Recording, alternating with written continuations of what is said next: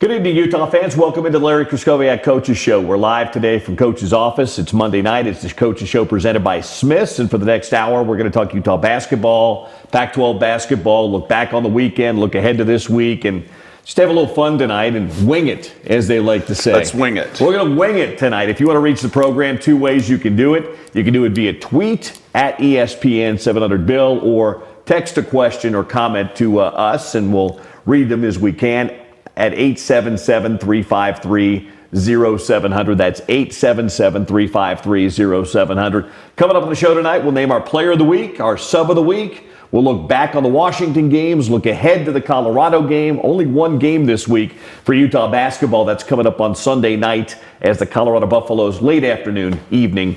4 o'clock start time just across the way at the Huntsman Center as the Buffs come to town. So without further ado, we welcome in the man whose name is on the marquee tonight. Huh. How are you? I'm good. Didn't you see that big marquee outside? Yeah. Yeah. They used all those letters up and put your name up there on the marquee, and we're ready to go to talk a little Utah basketball tonight. So you come off a weekend where you split them. You go 1-1. You lost the Thursday night game to Washington, but bounced back nicely on Saturday night with a win. What was your kind of big takeaway from the weekend against both Washington schools? Well, the first game Thursday was, kind of a example again where it's a fine line between being successful and feeling good about what you're doing and, kind of shooting yourself in the foot. I do give Washington an awful lot of credit. They, they're a squad they're undefeated in our conference play right now. And they took their show on the road. Their defense travels and had us a little mesmerized from time to time. And we still saw a lot of things in our film clip that we can improve and kind of got it turned around and played with a lot more confidence. And, we've still got some things that are our Achilles heel that are giving us some problems. And we got started. This is one of those weeks that, we're going to make a renewed commitment back to training camp, defensive stuff. Right. And, our numbers have gone down and things are starting to shape up when we get teams in the half court. We started the season and it was all a transition disaster. Right. And we were one of the worst teams in the country at getting back, whether we, shot from 2 or shot from 3. We got all the transition stuff figured out, and now we're one of the worst teams in the country when we turn it over, and you just can't defend turnovers. So that's an element, I think, if we can take care of the ball, that will make us much better on the defensive end. And then we've had some rebounding issues start to creep back in. It's just multifaceted when you talk about defense, a lot of different phases of it. And we had a really good practice. We spent 90 minutes on man-to-man shell principles and getting back to some of the basics, and our guys, it was a really fun practice. It seemed like in the Washington game, obviously their zone gave you some trouble, especially early in figuring that thing out, but I kind of felt like outside the turnovers, your half-court defense, again, when you got them in the half-court and they weren't running the other way with the basketball, I felt like your defense was pretty good against Washington. Well, it was really good. We graded out pretty well. 18 points on transition baskets, and 12 of those were off of our turnovers. And the problematic part of that was it wasn't just a turnover, it was a 4-on-2 for the Utes that should have been a bucket.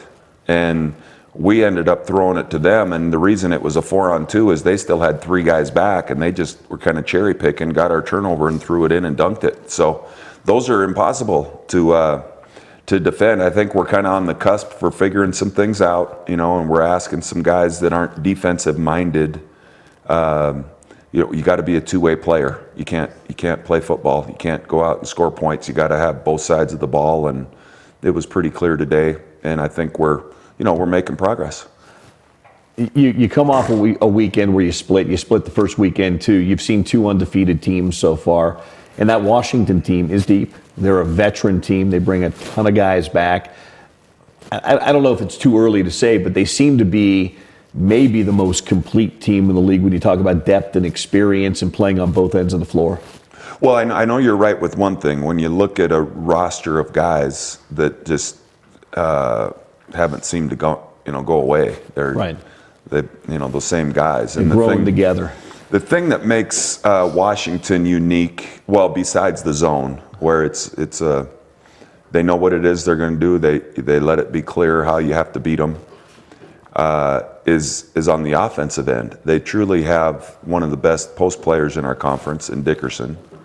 And then you surround, Noel is one of the top guards in the Pac-12 as well. And then David Crisp has been really streaky up to this point. He hits 4 threes against us in the first half. So when you have that whole package offensively, they become, pretty dangerous. A lot of teams aren't going to have that Washington State, for example, had a bunch of three-point shooters, but they didn't have a post threat. So it makes your defensive plan a little more pliable, and that's not the case. You have to really be solid all the way around with the Huskies. Well, it's good news, bad news. The bad news is you lost the game, and Chris hit those threes. The good news is he isn't playing in that building ever again for you, as far as I know, unless he gets some sort of NCAA waiver. Yeah. He's had 2 of his best career shooting games in the Huntsman Center. He had 31 against you a couple of years ago. You guys won that game, but the other night he hit those big threes early, got him off to a good start. Yeah, no, he's a great kid. We were involved with him recruiting, and I can't forget who it was that we chose instead of him. And maybe he's had a little chip on his shoulder ever since. Streaky kid, but again, a little self-inflicted. When you're guarding him with your hands down, like they say on all the NBA games, hand down, man down. Right. And that's exactly what happened. And when a guy sees early balls going in the basket, he gains confidence. That's what streaky shooters do. And it was imperative that we not let him, get off those early shots. And we kind of got him going. But he is a guy we'll be happy to not see. Thibault, Dickerson, the rest of those seniors. And, they're a formidable opponent right now, and the losses that they've had in the season are all against really good teams as well. So their resume is still pretty solid. So then you have that quick 2-day turnaround. Wasn't quite as quick as the one the weekend before was, but you were at home, and it was a little bit longer turnaround. But still, there's not a lot of practice time, and there's not a lot of time to install Washington State specific stuff. So you guys have to kind of cram it into a couple of days. What's that like in that, Friday, because you're coming off the game, and then Saturday you get a little bit of a shoot around, but again, not a lot of time. How do you work that second day game plan in? Well, a lot of times you want to blend a little bit of it in throughout the week without mentioning Washington State. Okay. It's some specific drills with what it is they do. And, there were some similarities, again, I think, with the Arizona schools. They had similarities. So we knew we were going to see a lot of zone with Washington State. We didn't have to work on zone offense because that's all we had done all week. So it was really, we needed to polish up some of our man stuff because they'd been about a 2/3 man, 1/3 zone. We knew we were going to see both, but it had been a while since we ran some of our man offense. And we really were efficient. We were a clinic when they manned us. Really, really good, like off the charts, and they ended up playing a lot more zone. But after you face that Washington zone, it's not quite as imposing, and there were shots that were available, and we did a heck of a job getting out in transition. We scored as many points as we've scored all year pushing the ball. And probably could have had a few others. I remember Jimmy and I were sitting courtside. There were a couple of times where you guys might have had a 3-on-2 or a 2-on-1-ish, and the guys kind of, instead of going at the basket, maybe they backed it out to reset the offense. There were a couple of other opportunities, I think, when you look back at the tape, and maybe a couple of more buckets. Well, and not only that, but that's where some of our turnovers came again. I remember a 3-on-1. I forgot who it was that passed at the booth, and it should have been a layup, and he took his eyes off it and went out of bounds. It happened with Timmy. So again, those one aren't killing you because the other team has to take it out of bounds, but we've got to do a better job when we have numbers of sealing the deal. And some of our turnovers, we worked a lot on passing today. And I don't know, there's a few things that are hard to coach. Right. And I know one thing, it's not fun when we're in the Huntsman practicing. When we turn it over, we just immediately sub a guy out, and they get to run up and down the Huntsman stairs. And that, like my college coach used to say, that'll jog your memory.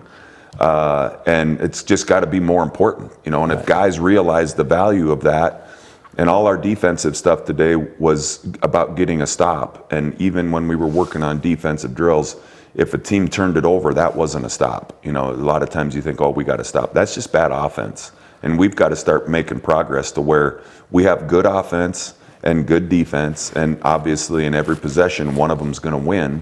and it's kind of like let the best team win. But when we're shooting ourselves in the foot, it's really hard to make improvements because you don't get a great sense for where your defense is. It's all you're doing is defending turnovers on your own team. So that's both ends of the ball. It's been helpful.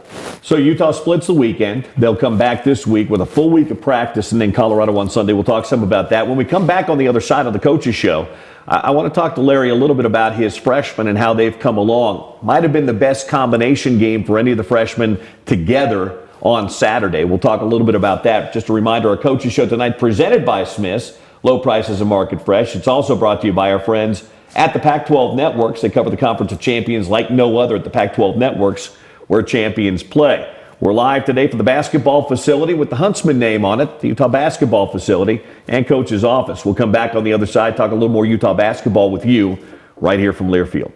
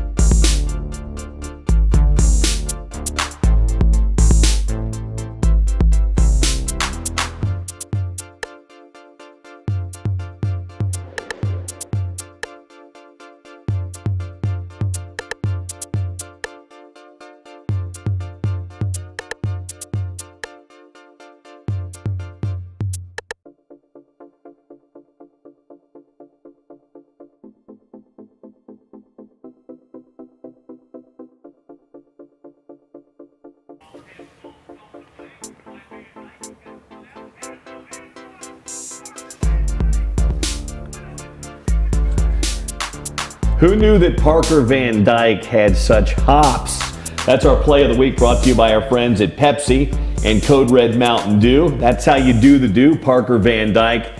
Not only was the dunk good, the reaction of his head coach was even better. We don't get to see Parker dunk that ball very much, do we? No, not even in practice. I think that's his first career in-game dunk. Yeah, well, it was a little daring because he stopped and went off a two, and we were risking a blowout and maybe something going haywire. But he was jacked up. It was great. It was fun for our team too. Yeah, it was good great to see, reaction on the bench. Good to see Parker get that dunk. I told him afterwards he must figure his time's getting short here. Yeah. And he's not going to have maybe that many more runouts and that opportunity to do it. So Clock's ticking. he saw it and decided to do it. It was good. It was pretty good actually for not seeing him do that much. He's not a big dunker, so that got our crowd going too. He's 6'3". You're a little taller than he is. Do you remember the first time you dunked the ball in a game? First time in a game, I don't remember a game specifically. Would it have been high school? Would it have been junior high? When would you have dunked it probably for the first time? For sure that I remember would have been my junior year. Of high school? Yeah, of high school. Okay. Yeah. When did you really shoot up growth-wise? I had a 6-inch year, actually less than a year. I went from 5'10" to 6'4". It seemed like in the summer after my freshman year. It was crazy. And I spent most of the summer in Washington, D.C. at my stepmom's family's house. So I was gone from Montana for 6 weeks, and I came back, and I was like, wow. Everybody's looking and saying, who's this guy? It was a little different viewpoint. Yeah, and then I tacked on another inch, about a year, inch and a half. But I kept growing into college. Did you? Yeah, got up to 6'10", So we're thinking junior year first dunk. Yeah. It had to be playing for the Big Sky Eagles. I don't remember ever getting a dunk for the Shelby Coyotes as my sophomore year. I was really skinny. I saw an old picture in the newspaper where I had my legs looked like minute bowls, where the biggest diameter on my leg was my knee joint, and I had a little filling out to do. Oh, that's too funny. Parker claims he dunked a lot when he was at East High School. So their rims weren't 10 feet. Yeah, they must have had him a little lower in the ball game for Parker. Your freshman Saturday combined for 40 points. You got, let's see, I'm trying to remember the exact point. I think Riley Batten gave you 11, Booth Gotch gave you 14, and Timmy Allen gave you 15. Mm-hmm. So you get 40 points, handful of rebounds and assists out of those guys. They combined for almost half your points. That's a pretty good outing from your freshman. Yeah, it was good. I mean, teams are getting dialed in a little bit to Cedric after the Arizona trip, and we got to get creative with getting him some shots, but he did a nice job. Washington State, every time Cedric touched the ball, they doubled him. And, and the true essence of a team is his ability to move the ball, and then we're playing 4-on-3. Well, and then I think Cedric had 7 assists for you. Yeah. I think he was 7-1 on assist to turnover. And that's great. That's the team concept, and there's going to be some nights where Cedric gets it going. But you want to get to that point where you really have to make some decisions as a coach, an opposing coach. Are we going to completely take Cedric out of it and maybe let some of the other players rise to the occasion? And it was nice. All those guys, they're all healthy and they're making great progress. I know fans watch certain games and there's a little roller coaster involved with performances, but in a practice setting, they're really dialed in and Booth's healthy. He's had an ankle issue and an Achilles issue, and this is as healthy as we've seen him, and he's got a little hop in his step. It's nice. Well, that helps you so much at the point, too. That allows you to play Cedric a little bit more off the ball, where I think he's probably a little bit more comfortable. Gives you some good height and length, too, on the defensive end because he's rangy. Yeah, no, he's got an ability, and I challenged him today in watching film. There's no reason when we're playing zone that he can't have a little of that Matisse Thybulle mentality with his length, and his anticipation and getting hands on balls. If guys are sneaking around, get deflections and block shots, and he's got some of that ability. He had a good defensive effort Saturday against Washington State, was really dialed in to the scouting report, and it's always good when you start seeing your freshmen make fewer and fewer mistakes. Well, it's funny you say that, and I hate to keep bringing up the comparison, but you say Matisse Thybulle. It was only 3 years ago that DeLon Wright played that same role for you at the point of your defense. DeLon was so good at anticipating, jumping in passing lanes, but he was also really good getting those block shots from behind, coming in and helping out, or that guy would get in the lane, he'd get that block shot from behind. Thybulle did it to you guys a number of times. I think that's something Booth could probably develop into as well. Yeah, there's no doubt. I mean, anytime you're that long, and you have that height in the backcourt, that's always, it just gives you that much more, in ways of inches and wingspan and different things. And it's fun to watch. One of the things with the freshmen, as it's really hard when you get here and there's so much thinking, and you can just see there's a lot of paralysis in their, being free flowing. And the more comfortable, the more reps these guys have, I think the more their instincts are going to take over. And we're just kind of scratching the surface with those guys. I saw you high-five Riley Batten a few times coming out of the ball game. I know he didn't have the weekend he wanted to in Arizona. That's a tough matchup, couple of really athletic and physical teams, and he's still getting there. But he had a better weekend this weekend against both the Washington teams. And you're seeing teams now begin to really close out hard on him because they know he's a good shooter. You're also seeing him begin to institute that ball fake, step in and take that, that 15-footer instead of the 19-footer. Well, Riley actually was a lot like me with my game. I got to the point where I could shoot it or I had to drive it the whole way. But there wasn't a whole lot in between. And I really kind of phased out of my career when I realized the importance of that. But there's a lot of times with Riley, he's got some habits that are so deeply ingrained. It's a shot fake, it's a drive. And then he doesn't really have a plan, where a lot of times it can be a shot fake and you really don't even need to move. You don't have to dribble. The guy flies by you and now shoot it. Right. Or a simple little 1-2 dribble, 2-foot jump stop and find the open guy because it puts him in rotations. And it's great. I mean, he knows it, and he's doing it far less frequently, and he's making some plays for us with his passing ability. He had terrific passes in practice today, so he's starting to play under control, as is Timmy. And Booth, those guys, you get away with a lot of stuff. A lot of moves are one-legged termination moves because you can do things above high school opponents, and you just can't get away with that at this level. All three of those guys also pass very, very well. And it, I think you're still at that stage where teammates are figuring that out, but they're beginning to. But you see all three of those guys, they'll get in the middle of a zone or they'll be on a baseline, they'll throw that pass, and sometimes the veteran guys who haven't played with them a whole lot still aren't quite ready for some of those passes, but you can see it in the games. They all have pretty good court vision, know where their teammates are. Yeah, and I thought we made progress in making some cuts, because sometimes you get programmed to stand on the three-point line and defenses get extended, so you don't get those catches. But we've got to have that ability when a team, if I'm trying to pass to you and I see a hand in the passing lane, you've got to have the awareness to cut. And that's what happened on Saturday. We had a number of cuts behind the defense, and it's one way to penetrate, and that was efficient for us. I know you're not happy with your assist to turnover, but are you pretty happy with your assist to baskets made in most of your games this year?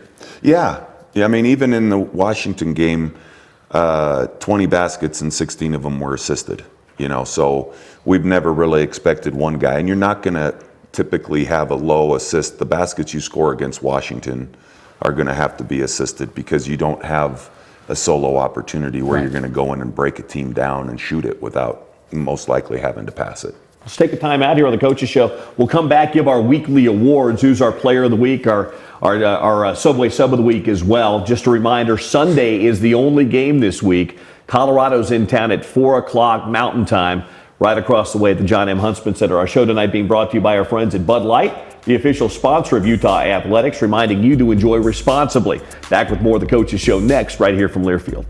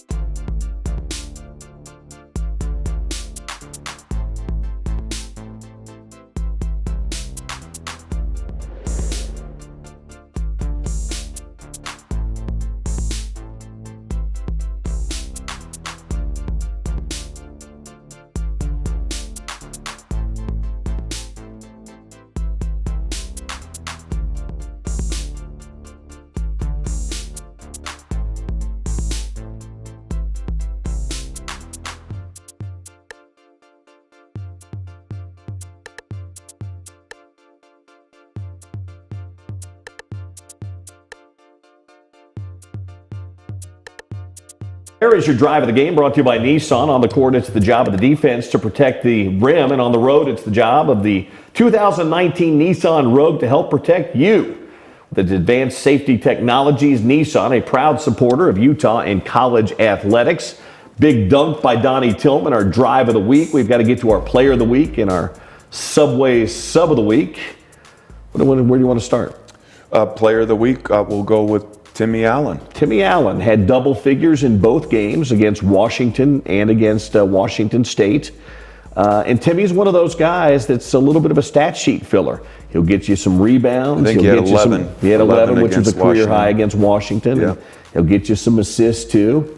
He'll get you a few turnovers, but that's kind of the case for a few guys. But I thought he had a pretty good week against two good teams. Yeah, he was really solid, and he had a good weekend at Arizona's as well. So that's the thing with freshmen, is to make sure you find some consistency, and he keeps grinding, playing really hard.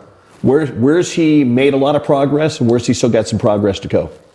Well, I think defensively, from a mindset and a physicality, he's as good as we have on our team at guarding his guy. Some of the team concepts, the rotations, I think, have been new to him, as they are for most high school kids. The 9-1-1, the next move and the rotations that we've struggled with. And then I think what we talked about earlier with a lot of his offense was trying to drive all the way into the paint and getting himself in trouble. He had a number of shots blocked early in the season, trying to finish over some guys, and now he's gaining a lot of control and power, and he's pivoting in and around the basket, and he's making a lot of progress in that direction too, kind of slowing down. So Timmy Allen will be our player of the week, brought to you by our friends at University of Utah Health and Sports Medicine. You belong back in the game as much as anybody, and the same folks that take care of the Utes will take good care of you. They've got a game plan for you and your family's health with 16 convenient neighborhood locations. Visit them online at uofuhealth.org. That brings us to our Subway sub of the week, and a guy that's really week by week making good progress for you. You gonna go with Chuck Jones? Yep. Chuck, career high in points against Washington State. He's done a nice job defensively. I think Chuck wants us to play box and one so that he can take his guy out. He kind of reminds me of a defensive back in football that's fine at always being right there in a guy's face, and actually came in the Husky game, although it was too late, and made sure Crisp didn't get any more threes. And then, career high in points Saturday, and did a good job defensively. Great. He was our defensive player of the game against the Huskies. Only made 4 mistakes in 20 minutes.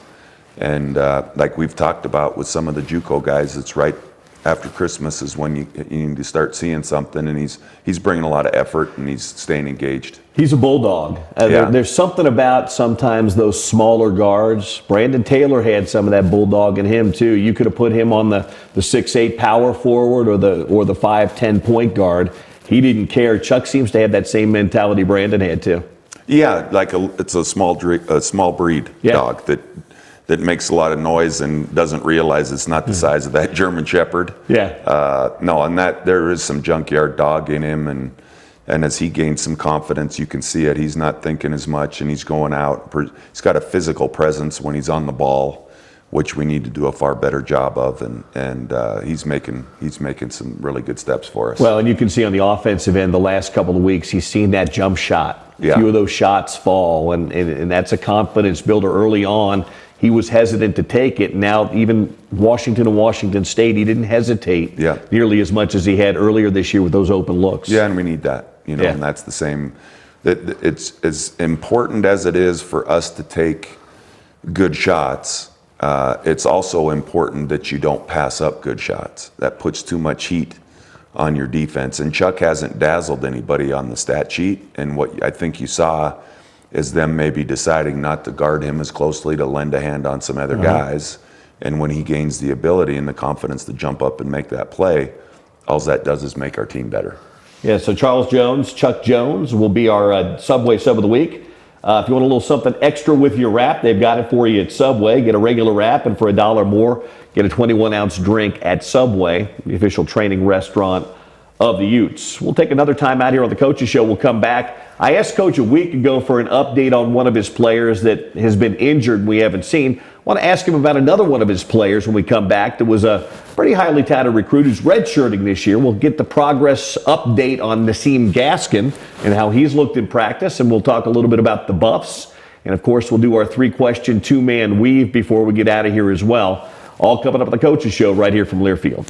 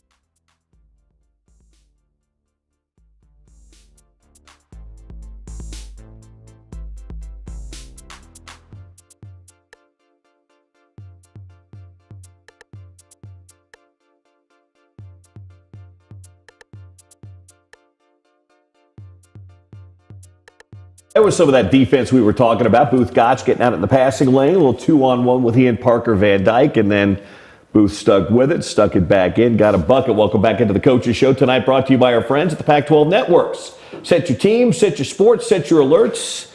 Download their app at the Pac-12 Now app today. It's the Pac-12 Networks. So a week ago, I was asking you about Lahat Chun and how he was coming along with his rehab. You said everything seems to be going well. You guys are taking it easy with him. You know, these big men and feet, you don't want to rush those things back too quickly. But another guy that I know you guys were really high on during the recruiting process last year out of the Bay Area, a young man by the name of Nassim Gaskin, who's in the program, but you guys chose pretty early on to redshirt him with a lot of depth at the guard position. How's Nassim been for you? He's been good. I think with a lot of kids, just realize he's got an incredible, athletic body mindset, gets to the rim, has an, really quick burst of speed when he has the ball in his hands, and it's just, he's just got to play at that high level, and we made a decision early on in meetings with he and his family that probably be best to make this a little more of a long-term deal. But he's been enjoying the scout team. You know, when we work on one-on-one defense, it doesn't do us a whole lot of good to have, well, no disrespect to Parker, but not that quickness. Parker's a guy you can't leave open, but Parker isn't going to beat you off the dribble like a lot of people in the Pac-12 are. So it's important that Nassim get out there and try to beat guys and make it realistic. And then, like everybody else, don't turn it over. You know, the same thing goes with our scout squad. They've got to play, and so he's making great progress. I think he's getting more confident. I know the folks in the weight room are doing a great job. He needs to put some meat on his bones, but he's got, unbelievable jump, gets around the rim and just out of the blue will get to the rim and, be dunking it on people, and just more consistency, I think. And it's going to be good for him in the long haul. When you look back on it, the redshirt year's not a lot of fun, but I think long term it was the right decision. There's a guy named Kuzma who redshirted, sat out a year. Well, he didn't really red. His was a little bit different situation. He couldn't even practice. He couldn't practice, but he got a chance to work and get himself in, a little bit bigger and things like that. Red shirts aren't anything anybody wants to do, but when you look back on it, it's that old adage, was I better at 21 years old than I was at 18 years old? You get that extra year in there, and by the time you've had that year to be around it and see it and everything else, he'll be able to hit the ground running next year. Absolutely. And there's, we have it all over this facility. We talk about the process and being patient. And Kuz was the poster boy for that example and got better each year.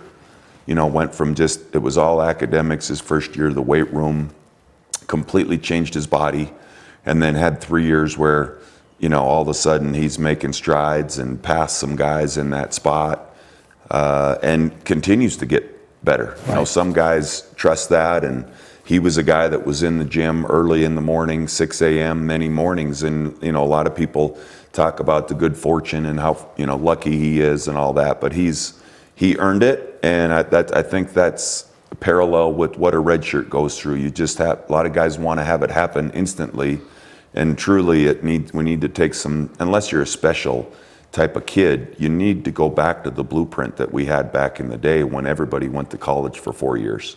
And some of those people are really successful. So having some patience and trusting the process, I think, is imperative. You'll have an interesting guard situation next year because you'll have Cedric and Parker are gone, and then you'll work in Chuck and Booth will have been back this year. Nassim's been in the program. He'll step in. But you're going to have some guys coming in that are freshmen and return missionaries that will be part of the program next year. So you'll have a good mix of some experience, some guys that know the program, and then some newcomers as well. Yeah, and throw Chuck in the mix as a senior coming back, but Booth will be a sophomore, so having some experience under your belt as a freshman, I think, is important. And we haven't stopped the recruiting. It's crazy. The new rules changes, how everybody can sign with an agent at the end of the year, and you just always have to over-recruit and be ready to take on guys because it's going to make for a real interesting spring. It was always interesting when people were being lured away to go play pro ball, but now they can actually get an agent's representation, and no disrespect to agents, but it's not exactly like we're thinking on the same page, and it's completely the opposite of what we're talking about with trusting the process and letting it happen. Everybody wants to speed things up, so it'll be interesting. But yeah, right now, obviously, Bill, we're focused on getting through this year, but the future is always a big part of it with the recruiting. Hey, before we go to break, you and your wife have an event coming up on Thursday night, right? Yeah, at the Infinity Event Center, and it's with the Humane Society, and the title is Dance Your Tail Off. So we're going to have 4 hours, appetizers and raffle and some fun prizes, and it's going to be good. I think maybe my favorite part of the evening, short of helping out the critters, is going to be my son, who's got a new company, Easy Money Productions. Luke, who's a senior at Brighton, is really, really good at his DJ stuff. Right. So he'll be taking care of the music, and hopefully I don't have to go up on the stage and veto his choices. So we'll dance our tails off. Have you given him some musical suggestions and then let him go with the rest of it? Yeah. Okay. Yeah, he's asked for help because he's kind of lost with the 80s and, well, even the 90s. But there's some pretty good dance tunes that us old timers are going to want to hear. So I put together a little list, and he'll probably do his mixing with the fresher new music and see what we come up with. So this one game this week is paying dividends for you. You guys will get to do a charity thing for the Humane Society, 6 to 10 Thursday night, Infinity Event Center. And it's humanesociety.org, I think, is the website. So they can get information about how to get tickets and all that stuff up at humanesociety.org? Yep, and it's going to be, I think it's $75. Okay. And it's all for charity. If you buy your tickets ahead of time, it's $100 at the door. Okay. And we're going to have a good time. So there you go. Or if you follow him on Twitter or social media, you'll find there was a little blurb that came out earlier last week, so you can find that stuff all right there. Yeah, thanks, Bill. You're welcome. Yeah, I did it for Jan, not for you. Yeah. Happy wife. We'll take a time out. We'll come back on the other side, talk about the Buffs, Tad Boyle's team. They got one win last week, and they played Washington awfully close on Saturday. What should we expect from the Buffs on Sunday? We'll talk to Coach about that next on the Coaches Show, presented by Smith's, right here from Learfield.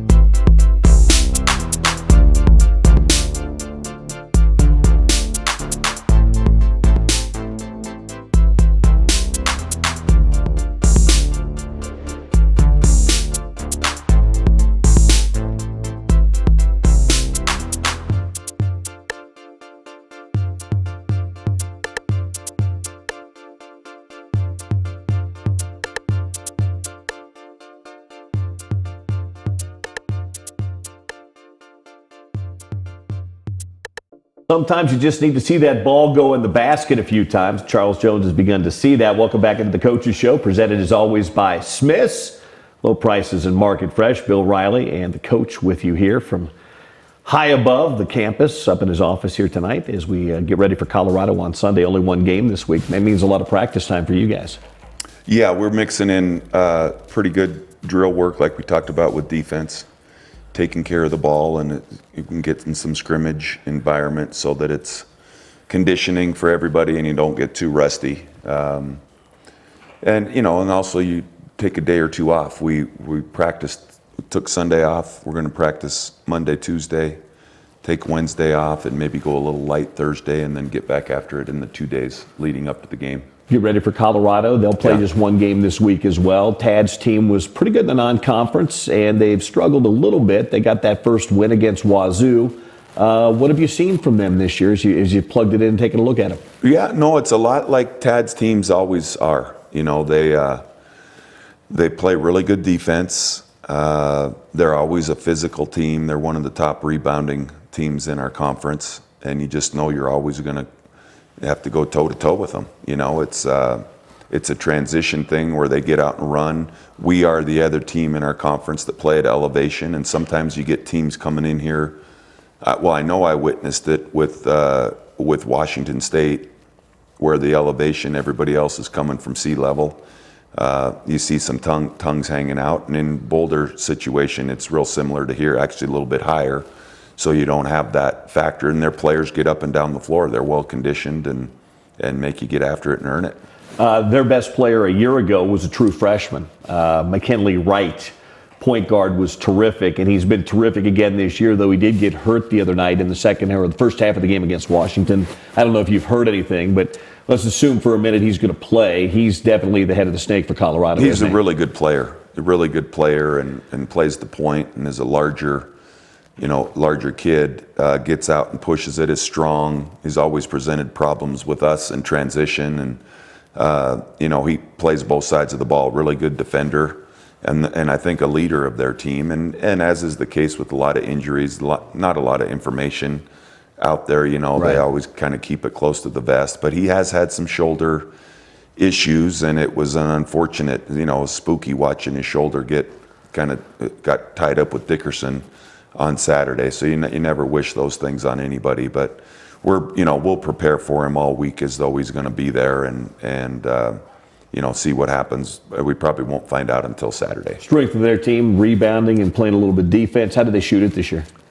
It hasn't been, great, like off the charts, but they're like a lot of teams in our conference. You're hesitant to talk about that because so many guys are capable, and they do have some guys that their bigs get out. Seward, I think is his name, from California, is a stretch four-man that gets out. He hit a few threes against you up in Boulder last year. Yeah, and even they have another big freshman that plays the five that I know is shooting a bunch of threes. So they have a bunch of guys that do it, not just their backcourt guys, and they'll take good shots. They're super well coached, and Tad's a really, he knows what he's doing, and he's a good guy, and we've had some pretty good battles. Yeah, you have over the years. I don't know how much you've looked around. It's only 2 weekends in, but the conference, there's some teams you'd expect to be there. Arizona's still undefeated. Washington, who you saw, is undefeated right now. But Oregon State hasn't lost a game yet right now. They won at their rival's place, and then they swept the Southern California schools the other night. And then there's some schools that are struggling right now. So there's been a few surprises, at least here in the early going. Yeah, and I think you could count on that after the conference season. Everybody kind of wiping the slate clean and looking forward to league play. And the teams, when you talk about Washington and Oregon State, those are teams with a lot of guys back. Right. And so it's not surprising that they're piecing it together at the right time. And Arizona's 4-0, and we went right down to the wire there. So, there's still reason to hope, and we're all scrambling and battling. And the sample size is not great because you've only had 2 pairs of partners home and away, and it's not a true test. We'll probably know a little bit more by the halfway point, but I do know it's imperative that you protect your home court. You got to wins are hard to come by on the road, and I think whoever ends up in the top 4 slots, which has always been a goal for ours, come the tournament in Vegas, you have to protect your home court, and then you have to go out and try to catch 1 or 2 along the way and put yourself in a position where you can compete for a bye on opening night. Next one up for Utah, Sunday against Colorado. Our pregame will begin at 3 with a 4 o'clock tip time from the John M. Huntsman Center. Timeout, final timeout. Back with 3 questions and a 2-man weave next. Maybe we find out about the truck, maybe we don't. This is Utah Basketball with the Coaches Show from Learfield. Nope.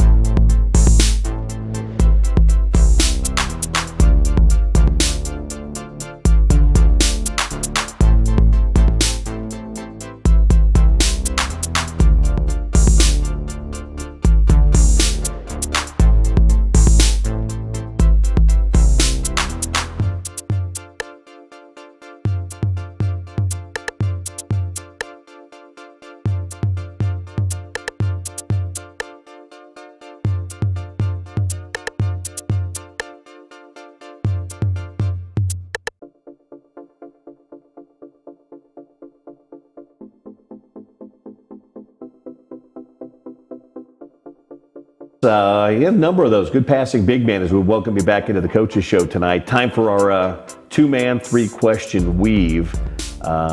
We do it every week. I fire 3 random things at Larry, and he answers them as we will. We have a little bit more time tonight, so in case we have a truck situation, we can get the total answer. The shot clock won't go off. No shot clock situations here. Let's have good time management down the stretch. Here we go.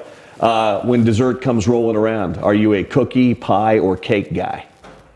Oh, any of the above, man. You got to pick one, though. Whatever you put What's in your front favorite? of me. Cake. Really? If there were 3 desserts out in front of me, yep. You're taking the cake. I'd take the cake. I eat cookies all the time. Yeah. So a special dessert is I'd be a pie. I'm a pie guy. that cake from the Market Street Grill that's got the white dust on the top and raspberries. Really good. That's an all-timer. That's a really, really good one. Yeah. Good plug for the Market Street Grill, Yep. too. If I'm asking you to go back in time, you don't remember when your first dunk was. Do you remember what your first concert was? Who was the first band you saw in concert? Oh, yeah. Who was it? I just flashed back there, too. Great Falls, Montana, I saw Van Halen. And that was David Lee Roth, Van Halen, It was wasn't rocking. It was rocking. Yeah, it was really cool. My ears rang all the way back, the drive back from Great Falls to Shelby. How far a drive? 80 miles. 80 miles. Yeah, that was a life changer. And I found out my buddy Jeff Ament, Yeah. who Bassist for Pearl Jam. And first concert he was at was the same one. So before you guys ever even knew each other, you were at the same We were at concert the same together. concert. You guys were destined Changed to be our lives. buddies. Changed our lives. Sent you to basketball, sent him into rock and roll. Running with the devil, baby. Great, great album. Last thing, who's going to be playing in the Super Bowl in 2 weeks? Oh, who's going to be playing in the Super Bowl? You have 4 choices. Well, I don't even know who's in the right divisions. Okay. So what if I picked the 2? Okay. New England and Kansas City. Who's winning? Where's the game at? Kansas City. Kansas City. Okay. The Rams and the Saints, games in New Orleans. New Orleans.